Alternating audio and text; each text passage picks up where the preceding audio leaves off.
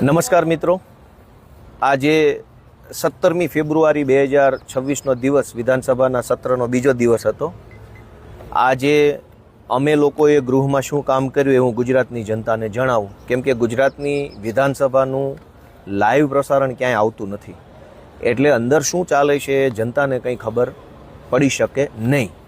એટલે આપણે એવો પ્રયત્ન કરીએ છીએ કે બને ત્યાં સુધી ધારાસભ્ય તરીકે અમે શું કામકાજ કર્યું એ બાબતની માહિતી લોકો સુધી પહોંચાડવી.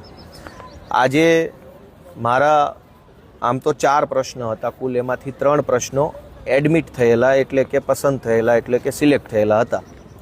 જેમાંથી પહેલો પ્રશ્ન હતો કે વિસાવદર તાલુકાના સરસઈ ગામે ધ્રાફડ નદી ઉપર બ્રિજનું કામ કોન્ટ્રાક્ટરે અધૂરું મૂકી દીધું છે અને આ બ્રિજનું કામ લગભગ 4-5 વર્ષથી અધૂરું છે અને એના કારણે સરકારને કેટલા રૂપિયાનું નુકસાન ગયું છે અને હવે આ બ્રિજ બનાવવા માટે સરકાર શું કરશે.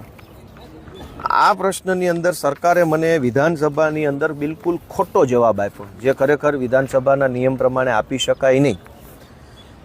2019-20માં વિસાવદર તાલુકાના સરસઈ ગામે ધ્રાફડ નદી ઉપર એક બ્રિજ બનાવવાના 5.5 કરોડનું કામ મંજૂર થયેલું. હવે 5.5 કરોડનું કામ મંજૂર થયું, કામ ચાલુ પણ થયું, પણ કામ ચાલુ થયા પછી કોન્ટ્રાક્ટરે એવું કહ્યું કે આ પુલની ડિઝાઇન જે સરકારમાંથી બનીને આવી છે એ ડિઝાઇન બરાબર નથી અને ડિઝાઇન યોગ્ય ન હોવાના કારણે હું આ બ્રિજ બનાવી શકીશ નહીં.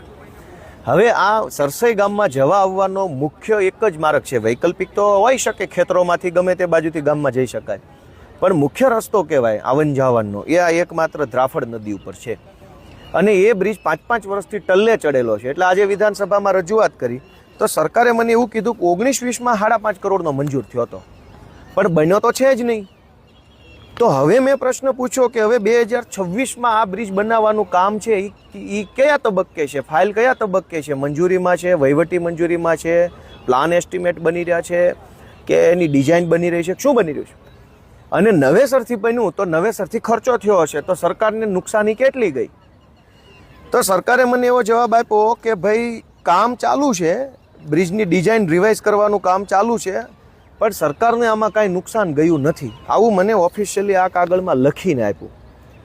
લખીને એવું આપ્યું કે આ બ્રિજ હજુ 5.5 કરોડમાં જ બનશે. વાસ્તવિકતા એ છે કે જૂનાગઢ જિલ્લાના માર્ગ મકાન વિભાગના અધિકારીએ મને આ લેખિત કાગળ આપ્યું, એમાં એણે એવું લખ્યું છે કે નવેસરથી બ્રિજ બનાવવાનો ખર્ચો 7.5 કરોડ રૂપિયા છે. જિલ્લાના અધિકારી એમ કહે છે કે હવે નવો બ્રિજ જે 2026માં બનશે એ 7.5 કરોડના ખર્ચે બનશે. સરકાર એમ કહે છે કે હજુ 5.5 કરોડના ખર્ચે બનશે. જોકે પ્રશ્ન તો એ છે ક્યારે બનશે, 5.5નો બને 7.5નો બને એ તો ચર્ચાનો વિષય છે જ, પણ ક્યારે એનો જવાબ પણ આજે માગ્યો છે. પણ મૂળ મુદ્દો એ છે કે વિધાનસભામાં હળાહળ જૂઠ ગુજરાતની ભાજપની સરકારે મને આપ્યું છે. સરકારને ખબર છે કે 7.5 કરોડના ખર્ચે નવો બ્રિજ મંજૂર કરવો પડ્યો છે. નવો બ્રિજ એટલે મંજૂર કરવો પડ્યો કે જૂના કોન્ટ્રાક્ટરે કામ ટલ્લે ચડાવી દીધું અને સરકાર કોન્ટ્રાક્ટરોનું કંઈ કરી શકી નહીં, કેમ કે કોન્ટ્રાક્ટરો પાસેથી ચૂંટણી ફંડ પહેલાં લીધું હોય તો જ કોન્ટ્રાક્ટ આપ્યો હોય. એટલે કોન્ટ્રાક્ટરોથી દબાઈ ગયેલી સરકારને તે 1.25 કરોડ રૂપિયાનું નુકસાન કરાવી નાખ્યું. ક્યાં 1.25 કરોડ લેવા જશો?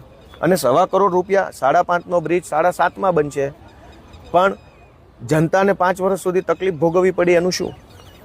બીજો મારો આજે મુદ્દો હતો વિધાનસભામાં કે વિસાવદર તાલુકાના મોણિયા ગામથી સરસઈ થઈ સત્તાધાર યાત્રાધામને જોડતો મોણિયા વડલી ફાટક રોડ, એ મોણિયા વડલી ફાટક રોડ બનાવવા બાબતે ઘણી બધી વખત રજૂઆત કરવામાં આવી છે, પણ ટલ્લે ચડાવવાનું કામ થઈ રહ્યું છે. એની રજૂઆત આજે આપણે વિધાનસભામાં મૂકી છે. અને આજે મારો ત્રીજો પ્રશ્ન વિધાનસભામાં એવો રજૂ કર્યો કે અને આમ તો આખા જૂનાગઢ જિલ્લામાં કે કોન્ટ્રાક્ટરોને કામ સોંપી દીધા પછી કામ ચાલુ કરતા નથી, અને એના ઘણા કારણો છે, વિડીયોમાં નથી કહેવા, પણ આમ તો આખા ગુજરાતમાં આ પ્રશ્ન ચાલે છે કે કોન્ટ્રાક્ટરોને સરકારે કોન્ટ્રાક્ટ આપી દીધા પછી સમયસર કામ ચાલુ પણ નથી કરતા અને પૂરું પણ નથી કરતા.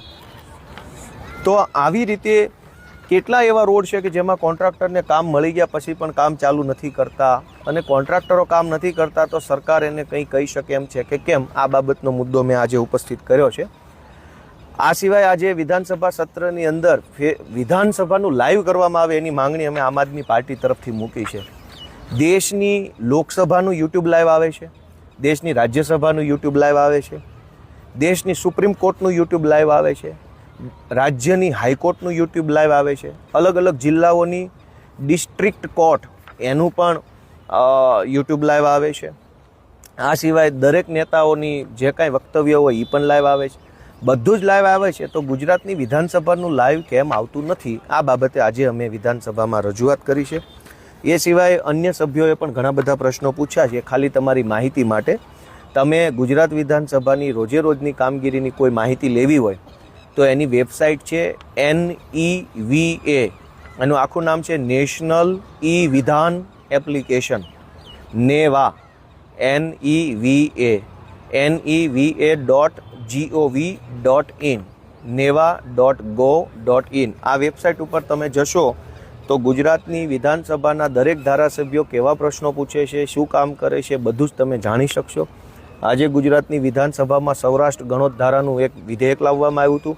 આ વિધેયક મુજબ બિનખેડૂત હોય, જે ખેડૂત ન હોય કાયદા પ્રમાણે, એ લોકો ખેતીની જમીન ખરીદી ન શકે એ બાબતનો જે કાયદો ઓલરેડી બનેલો છે એમાં સુધારો કરતું બિલ લાવવામાં આવ્યું.